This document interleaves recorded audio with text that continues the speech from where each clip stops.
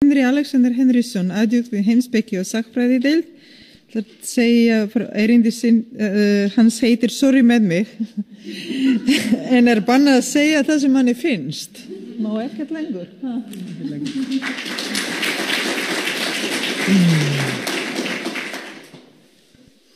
Já, góðan dag, gaman að sjá ykkur svona mörg hérna í dag, þó að tilefni sé nú ekki beint skemmtilegt.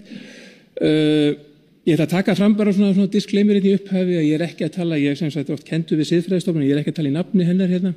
Það sem ég segi í dag ekkert endilega skoðun einhverja stofnunar hérna, þetta bara persónuleg skoðun mín. Og svo ég líka svona að fara að láta störfum hérna fljótlega, þannig að ég finnst ég kannski aðeins frjálsari til að tala en oft. En ég hef sem sagt kannski komið í fjölmiðla reglulega undanfarin ár, kannski oftar en svona gott út af þessum málum, svipuðum málum, undanfarin ár kannski 5 ár. Mér brá dálítið þegar ég fór að hugsa þetta daginn. Í síðustu viku þegar fjölmiðla byrjuðu að hringja svona í mann þegar til loka vikunar, ég var ekki staddur á landinu þá, og þá fór ég svona að rifja þetta upp og sko þessi mál undanfarið. Og mundi sérstaklega eftir einhvern tíma var ég á forsíðu Fréttablaðsins og hafði sagt að íslensk stjórnmál væri svo barnaleg. Það var margir sem vitnuðu í þetta og fólk svona hafði þetta eftir mig lengi og eftir. Og í síðustu viku var ég með hissa því ég fattaði að ég mundi ekkert hvað mál þetta var. Þetta rann allt saman, þetta var svo mörg mál, þetta var nokkra missera fresti hefur þetta verið og það truflaði mig mikið. Þannig að það var svona annað atriði sem truflaði mig með þetta, af hverju ég hefði sagt þetta, að íslensk stjórnmál væri svo barnaleg. Og svo kannski áttaði mig líka á því að ég hafði aldrei útskýrt hvað ég átti við. Það hafði aldrei notað tækifærið og útskýrt og kannski hjálpaði með að reyna að koma fólki í skilning hvað ég var að vísa í. Að því ég ekki bara að vísa í að maður getur sagt að einhver sé barnalegur og vísaði í einhvern svona kannski einhvern eldra sískinni eða eitthvað. Við stundum tölum það allt í betra á Norðurlöndum, það svona stóri bróði sem við vísum í, við erum kjánulega hérna barnalega en þeir kunni þetta hérna. Sérstaklega kemur á stjórnmálum. En ég held að þetta sé ekki nóg. Við þurfum aðeins að átta okkur að byrja hvað það hérna sem ekki að virka á Íslandi. Og ég hef undanfarið talað að það kannski einhver svona skortur á einhver skilningi. Það ákveðin skilningu sem vantar hérna. Og hann kom dálítið í ljós í síðustu viku í framhaldið af þessu máli. Þetta skilningsleysi eða skortur og skilningi. Í svona til dæmis í kommentakerfum þar sem fólk hafði orðið til dæmis að spurði bannið að segja það sem manni finnst og svo í viðtölum við þá sem tóku þátt í þessum afglöpum sem spurðu bent á að einkasamtöl væri ekki það sama og opinber ummæli og fleira. Og okkur finnst samt eitthvað einkennilegt við þetta í þessu samhengi. Við erum kannski einhver tókstreita hérna, jú, líklega má maður segja sem manni finnst og það mann vill kannski eiga sín einkasamtöl. En hversuna truflar þetta okkur? Í þessu okkur truflar klausturmálið okkur svona mikið? Í hverju felst þessi tókstreita?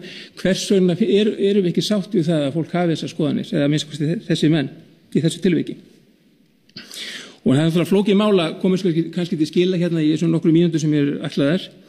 En ég hef nú haldið nokkur erindum þetta núna undanfarið kannski síðastliðin 2 ár og ég ætla kannski aðeins að útskýra hvað ég er að fara.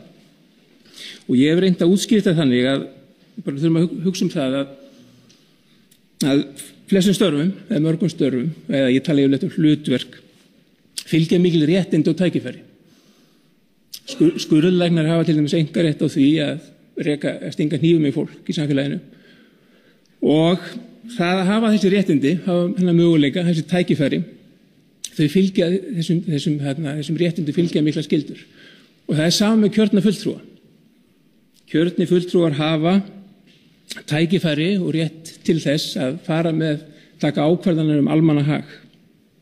Þeir starfa sem sagt í umboði annarra.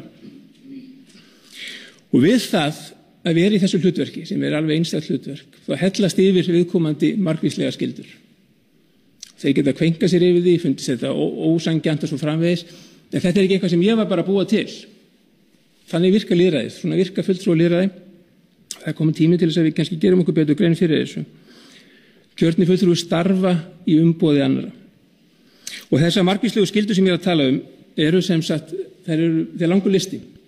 Þetta eru listur á þessum lista eru til dæmis skynsemisskyldur, eða skylda það að haga sér skynsamlega og komast að skynsamlegum niðurstöðum, láta skynsemi stjórna ákvörðunum sínum. Það er að vera varfærin, það er að vera tilbúin til fyrirsvars ákvarðanir sínar, skylda að varðveita traust líka og svo líka skylda sem við getum kallað kannski óhlutdrægnisskyldu. Og inn í þessari óhlutdrægnisskyldu er líka skylda að gæta jafnrétti. Það er sem sagt ekki val eða einhvers konar geðþótta ákvörðun eða samvisku spurningum eigin sannfæringu eins og oft er talað að ákveða hvort að maður geti í starfi kjörins fulltrúa haft ákveðna skoðanir eða ekki. Jafnréttissjónarmið eru bara einfaldlega og meðal annars hluti þess sem manni ber að tileinka sér. Og hvers vegna? Jú, vegna þess að maður situr ekki umboði sjálfsins. Maður situr ekki umboði fjölskyldu sinnar. Maður situr ekki sem kjörinn fulltrúi eða umboði ákveðina stuðningsmanna. Það er sama þó stuðningsmenn eða stuðningsfólksmanns sé yfirlýstir xenófóbar og homófóbar. Kjörinn fulltrúi getur ekki gert skoðanir þeirra að sínum. En við getum því miður lítið gert í þessu eins og kerfið er byggt upp. Við getum gert lítið annar en að auka þennan skilning. Við getum reynt að útskýra þetta fyrir kjörnum fulltrúum og það er verkefni okkar í dag. Við berum engan út en eins og við aðra kennslu og þegar við reynum að auka skilning þá megum við heldur ekki missa þolinmæðina.